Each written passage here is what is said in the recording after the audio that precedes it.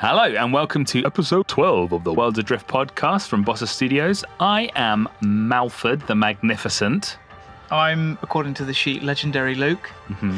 And I'm Julia. You guys are really full of yourselves. Oh, she trapped us with a G. Legendary That's spelled wrong correct. on this as well, look. Oh, yeah. No, Well, whatever. It hasn't got 3 E's. Oh, Julia. Aw, I am- fine, I'm the Jolly Julia. Okay, cool. Has everyone been? Jester Julia. Jester Julia. There we go. Very good. Because you're a joke. Oh, no. It's quite an aggressive start. Can we start this again and be nicer to each other? Oh, Generally. we were perfectly nice. I started it, I know, yeah. but I'm going to be nicer. Okay. I promise. Nicer in the future. All right, well, how's everyone doing? We all been doing well? All right, I'm on holiday next week, by the way. Oh, that's exciting. So you got to hold the fort. You're going back to the motherland. I'm back to the Wall of Corn. Yeah. Yeah. Which I'm hoping that there's going to be a good chunk of American listeners who don't know what the hell you're talking about. No, but you were in Plymouth recently, weren't you? I'm going I back was. there. Yeah, I'm going to Plymouth in a few weeks, actually. Oh, well, there you go. Yeah. I'll leave something for you. Leave a Dropbox. Yeah. Cool, okay. Or whatever people do when they visit the same place. Yeah, that's what they do, I think. Definitely. Yeah. Okay, cool. I'm excited about that. What about you, Julia? Anything good? I'm not going anywhere. She's not going anywhere. I'm manning the fort That's forever. what's good. With my cats. Yay. Yeah. You're not bringing them into work, though, which is a shame. I mean, they'd hate it. They'd hate it. I don't think they would hate it. No? I think they would have the time of their little Okay. lives, but I don't think that it's fair on kittens to be dragging them on the tube for 2 hours a day. That sounds, like a sort of thing that kittens wouldn't like. No. No. I mean, they'd People probably... on the tube would love it, though. Yeah, that's true. Yeah, I'd go bananas for it. Oh, we're not to swear, are we? No, we can beat that, though. All right, cool. Well, at least as long as Ali catches it. Yeah. Yeah. Catch that one, Ali. Please. Yeah, just in case you weren't listening, there was a swear.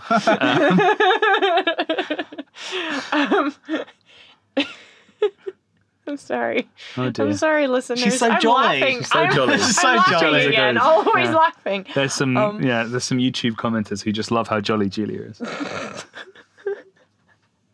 It's really difficult. These guys just, they crack me up, man. Too funny. We're just way too funny. they're They're funny. too I get that funny. a lot, actually. Yeah. You know what else is funny? The amount of nominations we've had for the Community Cloud Council. Hey, good segue. Whoa. Top segue. All right. No, seriously, it's amazing how many people have been nominating each and every one of the decent people they know. And what else is amazing is that they haven't had a fight on there yet. They must be so excited to talk to us. Yeah. Yeah.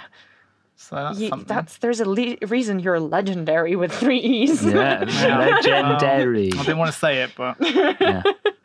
I did these in a rush. I can't Okay. spell. It's okay.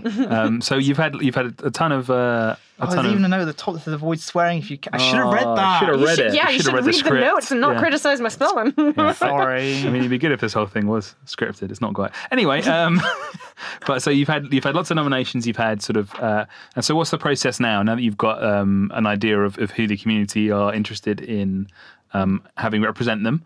Well, one of the things that was mentioned on the threads that it at some point becomes an name your friends, and we don't want that. And you don't just want a list of every single member of our community. I mean, I have that list. But... I think we can just get that, can't we? We just look at the Discord. Yeah, pretty much Discord or in-game names. Yeah. We could just nominate someone who's not even just plays the game. Yeah. So the process is going to be so we're going to be screening all the people. We're going to have a panel of Bossians who have been active within the community as well, who have possibly spoken to some of these the members of the community. Mm-hmm. So in addition to that, we will also have character screens. And the reason I wanted people to nominate people is in case we haven't heard of them before. Mm-hmm. Because some people might not be active on the forums or on the channels that we know of, but that doesn't mean they're not active. Yeah, they might have solid sort of feedback and all that stuff, but they're just not on the forums or Discord or whatever. Yeah, solid crews and have solid ideas, and we might have missed them. So I wanna get to know those people and see if they can make it into the council and give us awesome feedback. Yeah. and have fun helping us make the game, hopefully. But yeah, that's generally, I scared everyone in the community by saying the method's going to be RNG. I think everyone just assumed that all the names listed are just going to be we put RNG'd. them all into a big list, and we just press a button, and then we randomly pick from that. Yeah, no, that's not right. I mean, like, it wouldn't be too surprising from us. It'd be a really good way of getting Ninja M. Well, and Ninja F. we're trying to reduce the RNG, so I don't think we want to add it to our community. Add in some, yeah, exactly. The game's RNG enough. Hey, I wonder who made it that way. I did. Oh, no.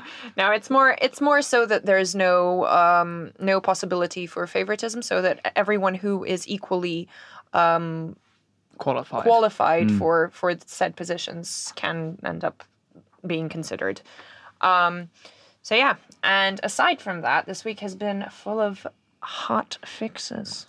Very hot. The hottest fixes. The hottest fixes. Wow. I'm the best way of just thinking about it. it. Blimey. For one, we hotly fixed the duping exploit only 4 months after we've known it. There, we've known about it. It was a fun one. Was it? Yeah, I think we've got. It was pretty. It was related to latency, and it was the sort of thing that was, it just wasn't coming up in the way that we were working internally. So, hopefully, that will solve the sort of majority of duping, or hopefully all the duping. But then again, if people find a new way of duping, then we'll just jump on that. We'll jump on that, yeah, and we'll work on a new way, yeah.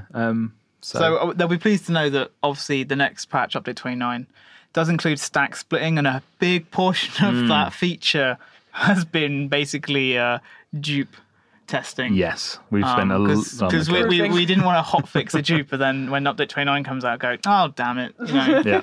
Stack splitting lets you create all of it. Splitting. Yeah, splitting. It's the sort of feature that is sort of rife with potential for duping. So we've been we've spent a really long time being really rigorous. And obviously with the when code. it hits the PTS, I imagine players will be exploiting as much as they can with that system to try and see if it can exploit away. I mean, to be honest, that's one of the good things about the PTS. Like if you can dupe on the PTS, like we want to know about it. And we want to, so we can figure it out and fix it. But I'm as confident as I can be. Yeah, well we've definitely been quite rigorous. Yeah. So hopefully. And the second hot of the hot fixes was something that Herb's patch notes phrased so strangely yesterday, that the first few questions were, you guys changed the cost of building ships? He right. He probably said the cost of ships on the server, and everyone was like, nice one, Herb. Yeah. No, I mean, that's related to a lot of performance updates coming in up to 29. Yeah. So the amended patch note now reads, performed an optimization on ships to improve server performance. Yes. Not the actual material cost of ships on the server. It's the cost of them on our servers and on machines. Yep. Yay. So that's useful. It's all, as Luke was saying, a small fight in the big war of some performance optimizations. But I mean, so update 29 is the big one. This hotfix was almost like prepping for that, but update 29 has some very big performance improvements, stuff that we've noticed and gone, that shouldn't be doing that, and it's been that way for years. But so at some point it's just like, oh dear. There's Worlds Adrift is a curly code mess of curly code from 4 years of experimental development and various periods of let's throw it in anyway. Yeah, it's a sort of it's an interesting code base, isn't it? It's got I believe some bits from years and years ago. I can really only listen to the coders when they lament at the code base, but we're getting better at it. We should get a coder we're getting some on this big podcast, wins. and Dave's he's too busy at the moment. But no, I'm not distracting Dave from any of anything. He's fun. Yeah. Dave would be a fun guy to get on. Yeah, I think Tom would do pretty well as well. Oh yeah, no, Tom would be fine, but Dave is like knee deep in spatial and ships, Scala and ships. Yeah, so boundaries. I think he's still like, if this wasn't an audio podcast, you'd see it in his eyes. Yeah, He's seen. We'll record that one on video. seen some dark stuff. He's also really sarcastic, so it would go down well. Is he? I think so. Were you being sarcastic there? Maybe. No, I didn't pick up confused on now. it. Yeah, I mean, if you have to deal with the amount of bugs and styles of bugs that he's been attempting to fix in the past few months, he'd be pretty sarcastic too. He's basically working in the space-time continuum. Cool. So Pretty deep. all of the stuff with the ships and the rubber bandings, all to do with time dilation and managing time. So it's stuff that is way beyond what I would. Yeah, it's not really on our pay grade, is it? No.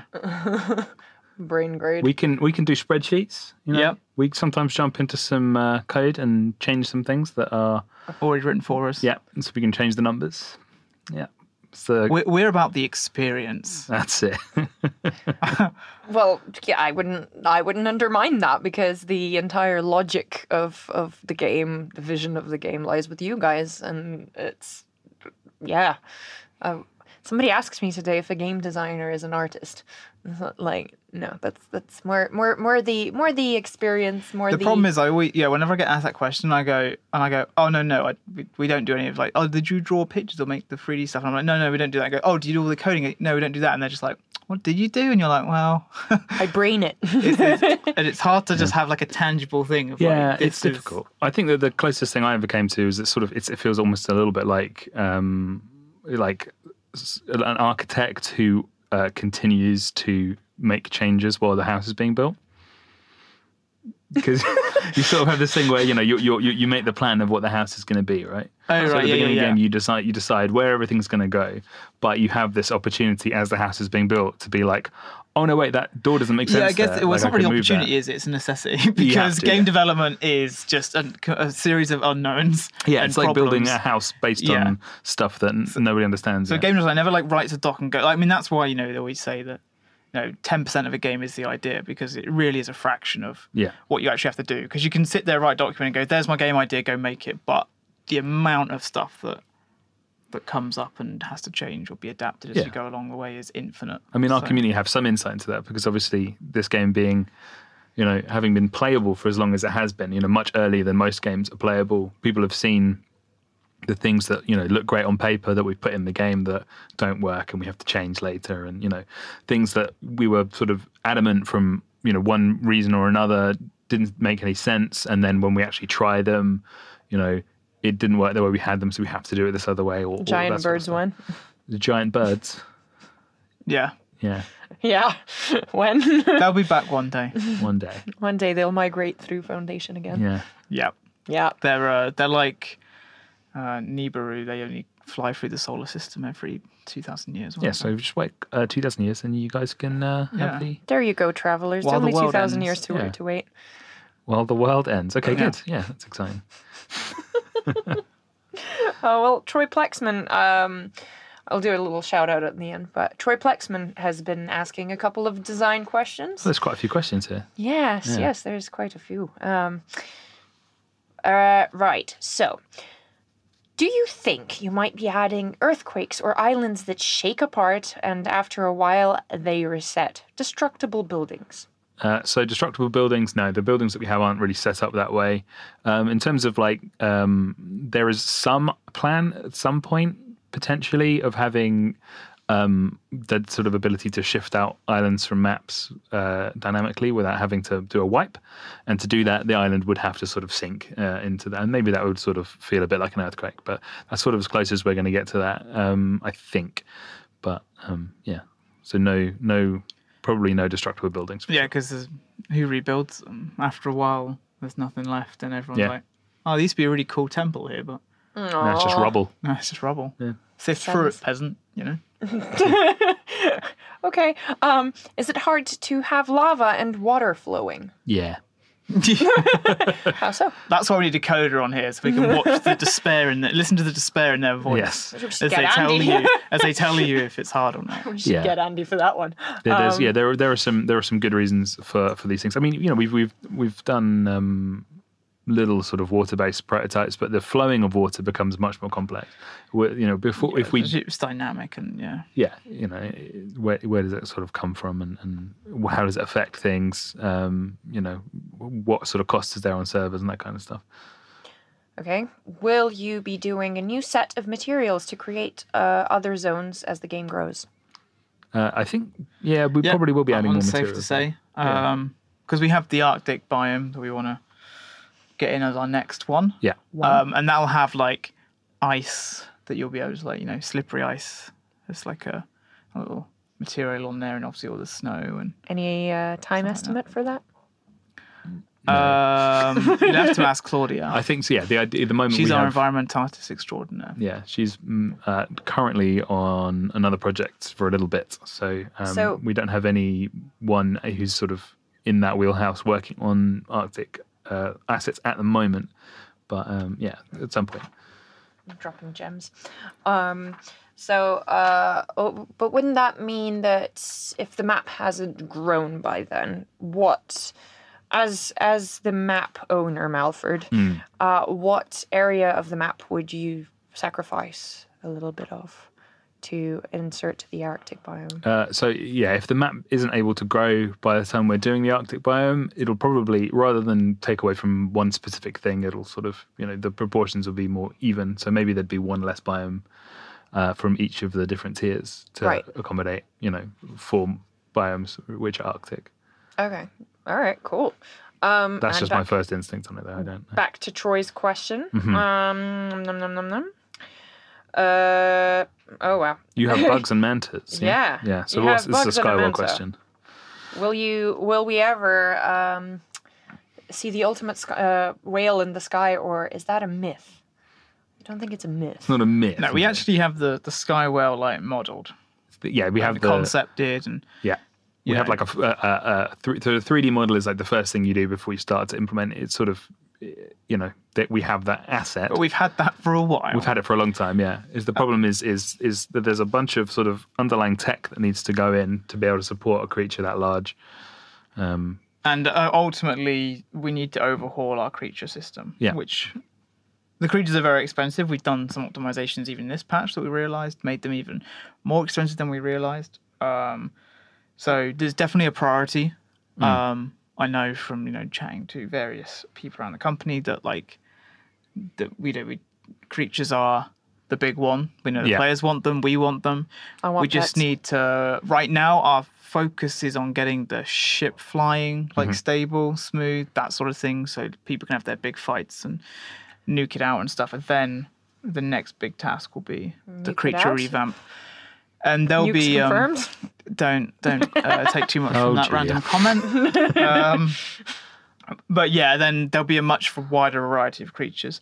Ultimately, what we want is different creatures in different biomes. There'll be particularly tough creatures that you're going to need a group of ships to take out. It might not be sky whales, but you can imagine that there might be some big old evil sea turtles or something. Yeah, big sea turtles would be fun. Blasting out the sky. Yeah, and maybe even we'd be able to sort of hopefully do more with the different numbers of creatures as well. So you might be able to, the world might feel a bit more vibrant because you have. Yeah, for sure. I'd love to swarm a player with 20 odd sandworms that you have to run away from. More worms in the game. I'm all for more worms in the game. More slugs, more worms. You guys wait till you see the new worms I put in this next I have seen them. Oh yeah, they look cool. They're very attractive. Yeah, very attractive. Oh dear. Okay, and then Troy asks if and when we get to have our own island in the game, will we be able to create it and grow it with knowledge? Obviously, the islands that are in the game are made in the island creator by community members mostly. So those islands, obviously, you might be able to find your island in the game. We don't have any way of necessarily communicating that to people at the moment because of some complicated stuff to do with Steam. So that you can still find an island that you've made, but because that's in a separate app and because the game isn't about building bases on static islands, and especially because later on we'll be potentially removing islands, Yeah. we're not really planning on letting people invest too much in the islands themselves. But I know we have talked about some kind of reward in Worlds Adrift if your island is actually like selected. Yeah, well, I'd love to do that. As I'll be definitely interested to hear what people think is, because obviously our main concern is that we add something that players feel like, oh, I can't believe you're making me make an island add in the game, right? We obviously just want people to just make islands because they enjoy the creative process. Sure, and, yeah. It's fun to kind of design out like a little dungeon or a puzzle or something like that, right? Or build some cool looking temple.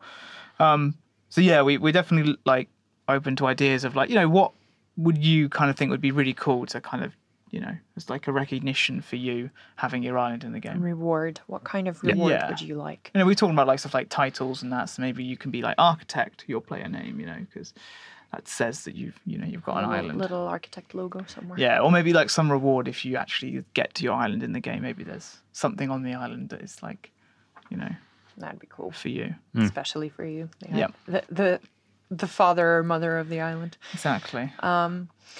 I remember, back to Troy's question, I remember some very bad weather in the last version of the game and have not seen any of that recently. Will tornadoes come back to the game, or was that a bug? I think he's referring to the blight. Yeah. Yeah. I think it's quite reassuring that he hasn't encountered it that much recently. I think it's also interesting that A bug could create an entire tornado is interesting. well, yes, it's also That'd interesting. be awesome. Yeah, Bug if we just could made just all the accidentally- visuals. Yeah. Brilliant. It's Wow. not visual manifestations of bugs. Yeah. I wonder how that would bug the bugs. Who knows? I find it interesting that he's missing the bad weather. Yeah. I mean, to be fair, I think we are as well. Yeah. Like, one goal is, and I think it's on the, what's it called? The roadmap. Roadmap, yeah. Where we make the weather barriers much more destructive, and we have roaming weather, which is the blight is actually, for all intents and purposes, it's a roaming like storm. Yeah. It's just specifically there for a necessity. But I'd like to take that same system and create roaming tornadoes, roaming blizzards, roaming sandstorms, stuff that you might land on an island and think everything's a doozy, and then you'll hear the winds pick up, and you'll step outside your little temple and see, maybe you come up from a cave and see there's a sandstorm hitting your ship is being dragged away, engulfed in sand, and that wouldn't aggravate anyone. no, but it will certainly make things a little bit exciting Spicy. and spicy. Yeah, Exactly. there is sort of PvE Imagine having stuff, a big right? old PvP fight and then a sandstorm rolls in and Yeah. suddenly it's a much more dramatic, What's memorable fight than it was before. Yeah, I think weather patterns, and also just in terms of adding interest, you could have weather patterns that are things like rainstorms and stuff, which wouldn't necessarily damage ships or anything like that, but would maybe change some properties, or would even just be visual. I don't know, but we have some Change the showers at the atmosphere moment. a at little least. bit, kind of Yeah. thing. Yeah. Yeah, I mean, yeah, that would be pretty cool. And this was, speaking of atmospheres, the last question is, will you ever do the dark zone? No sun and all dependent on artificial lighting.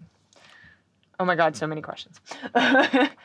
That wasn't a value judgment by Julie. That was part That of was the part end of of the the comment, yeah. post. Well, Dark yeah, Zone. I mean, so at some point in the future, we will be exploring the depths, whether or not, like below the clouds. I mean, whether or not that's completely pitch black or there's some sort of like weird exotic lighting down there, we don't know. But there's a lot of islands in the game that are completely pitch black, and if you don't have any lights, you ain't seeing much. So I think that's what people like. there is an element of that. We'll have to see how it looks. I think on paper it sounds kind of cool, but I'm worried that you would just be sitting there like, I can't see a thing. Yeah, it's not. You'd need to have some pretty hefty light sources to actually, because otherwise you're constantly having to you'd only be able to see kind of a few meters in front of you all the time, and it wouldn't really matter what environment you were in because you wouldn't be able to see it. Yeah. I suppose that'd be quite cheap. Yeah, I was just thinking that. It's like, wait. Yeah. No need for a skybox or any kind of environment. It's like, Just put them in a dark box. you can't see it. Use ungrappable walls for everything. No. Jan asks, how about fixing engines to wings? That would be very useful. Or giving us more options to edit the ship frames. So that's Ship Builder 2.0. How's that going along? Yep. Yep. Yeah, it's still on the backlog. Yeah. Well, so fixing engines to wings was something that I don't know if any of our very long time community here. Yeah, we used to be able to do that. And then what would happen is someone would shoot your wing off and you'd lose your engine. That was that, but I don't think that's the reason we changed it. I think there were some other things that happened that stopped it from working. But that's the reason we haven't put a huge amount of work into fixing it, I think. As for ship parts to decks, I mean, I think at one point I was going to experiment and see if I could do that. I mean, one thing is obviously, if you had your engines on the decks and people shot your decks, you could potentially lose like 5 engines at once if they were all on the same deck. So it wouldn't be, like attaching to wings. It probably wouldn't be the best combat solution. But yeah, we can look into that and see if people just want it for roleplay reasons. Yeah, I also think once we have. And I know this is, again, a thing we've talked about a lot, but haven't done yet. But once we have the sort of destructible frame thing, there'll be more points of failure anyway. So maybe at that point, people will have to start planning anyway. So maybe at that point, it sort of, doesn't make any sense to have as many restrictions. But at the moment, it's sort of, it's not that we're specifically restricting on purpose. It's just that we haven't re-implemented the feature to sort of add engines to wings and that sort of thing. I really like the last question by Emil. Wouldn't it be cool if we had some sort of rescue boats or on very large ships? So in case you're getting a hard beating and you need to abandon your ship, you can at least survive and maybe rescue some items. Yeah, I mean, I know. I have no idea how that would work, but that sounds awesome. No, we have we have designs going back years for like little. Obviously how you can build a shipyard and it docks your ship, but you get like an equivalent you can attach to your ship. And then you could have a little ship that then gets attached to that. Shipception. And so you can essentially create some sort of like ship carrier, right? Like aircraft carrier, and have little docking stations on the ship. The only caveat for that would be that the way we were going to balance it would be that the main ship, if something docked to it, then your main ship would have to sustain the weight of the docked ship. So that way, if you wanted, you could have like a ship that's just nothing but core and like loads of empty space. You can have like 4 little ships parked on it or something like that. That'd be kind of cool, almost like little fighter ships. Yeah, you could have a cruiser that has lots of. So and that's kind of an interesting thing in a way, because you have the the current meta, which is the sort of very fast ships with cannons on. And you could still have that, and then you also still have these sort of hulking behemoths, which have because I know I've been fighters on. I've been toying with the idea of like, what if advanced technology was? I know players have been asking for it anyway. It's a little core that you can't upgrade. Yeah. But it's like, it holds a bit of weight, like maybe like 1,500 kilos or something like that, and like maybe a smaller fuel tank or something, right? So it holds less fuel, but just in terms of size, it's much smaller. So a player could have a little mini core, little mini fuel tanks, and sort of create much more smaller ships. And then when we had the docking, there you go. You got yourself little fighter ships. You can swarm your enemies in little annoying ships. Yeah, exactly. Or you could make a sort of escape pod, which is just a sort of sealed thing with panels on it. Yeah, and it could just have like a few containers on it. Yeah, you could load it with all your stuff as you're about to sink, and then jet away. Yeah, that'd be cool. Yeah, so I'd say that's a cool idea. I don't know, when we'll get a chance to look at it, but it's a cool idea. That would be much further down the line. Yeah, Sort performance and things out. Right, and last but not least, I would like to congratulate the Island Creator Competition winner, Desdymona. And Congratulations. Her absolutely terrifying island called Purgatory, which is white and has rivers of red and massive severed heads floating through them. It's also full of turrets. It's a very nice island. It's pretty and it's spooky. And it's been very, very, very difficult judging all the islands because they are all really cool and really creepy. And if you actually run around on them, they did an awesome job. Especially, I'd like to there were 2 runners up, but Oinoid and Mr. Fizz. But I would like to shout out to Shiraz, who got me very, very frustrated with the little witch's house that she submitted, which is just full of grappling turrets. And it was, I never got to the witch's house. I love them on grapple turrets. Yeah, the ultimate troll. Yeah. Ultimate troll. I think, the Mr. Fizz one, Cathedral of the Deep, had this very interesting thing, which I'd quite like to sort of shout out, which is sort of a bit of a weird jank thing from a gameplay perspective, but from like a Spooky Island perspective, it's really cool. Which is that there's a sort of like central chamber in the depths of it, where there's this sort of effigy of Cthulhu, and it has like a platform on it. And if you stand on that platform, you just start taking damage.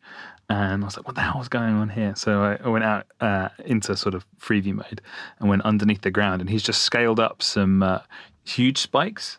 So the collisions of the spikes are sticking out the ground. Yeah, I saw. But the spikes themselves saw aren't visible. Maybe it was Mr. Fizz one, but I went on one that was like, it had like a volcano. Oh, it would have been ugly. Because it had his like signature buildings, his Kyoki buildings that he likes to build. And it was basically like a pyroclastic flow had swept through this town and destroyed it. And it's weird because you see all these like stone corpses and stuff that he's built. Yeah. So that one was a bit morbid. But then when you get into... And I was like, okay, he's done lava, but we don't actually have lava yet. So I jumped into the volcano and started taking damage. Yeah. And I was like, how has he made like a surface that is like, making me take damage? Yeah. And then I obviously then exited it into the camera mode, and I went below the volcano, and just below it he scaled up barbed wire to like a huge degree that the damage collider for the barbed wire is massive, and so just walking around on this lava actually hurts you. Yeah, it's one of the... That is so good. And I was like, I was just like, because I was confused when I jumped in. I was like, how is he making me take damage? That is, oh man, I love some of the submissions we get. They're just so... They're brilliant. Absolutely brilliant. We give people these tools, and we really sort of learn the limits of what you can do with those tools by people's creativity, which I think is really cool. This is absolutely insane. Again, another reason why we want to find a way to reward them in Worlds Adrift itself, because they're doing such a crazy, amazing job at sort of creating these unique experiences. So. Yeah. But yeah, thank you so much for your submissions. We've had a lot of fun exploring them. And I think that's us for today. That's the end of episode 11. Yeah. Cheers for listening, 11, guys. 12. Who wants to do the spiel at the end? You do the spiel. I'll at the do end, the 'cause I spiel. can't I'm a read. guest. I don't have to do He this. doesn't have to do it. Yeah. All right. Thank you very much for listening to episode number 12 of the Worlds Adrift podcast. If you would like to get in touch with us, you can do so on worldsadrift.com, on facebook.com/Worlds Adrift, or on Twitter @Worlds Adrift. You can also speak to us there directly, and our Twitter handles will be in the description. With that, I have been Malford. This has been Julia. Hello and bye. And this has been Luke. Hello. Bye. We bid you goodbye until next week. Bye. Bye.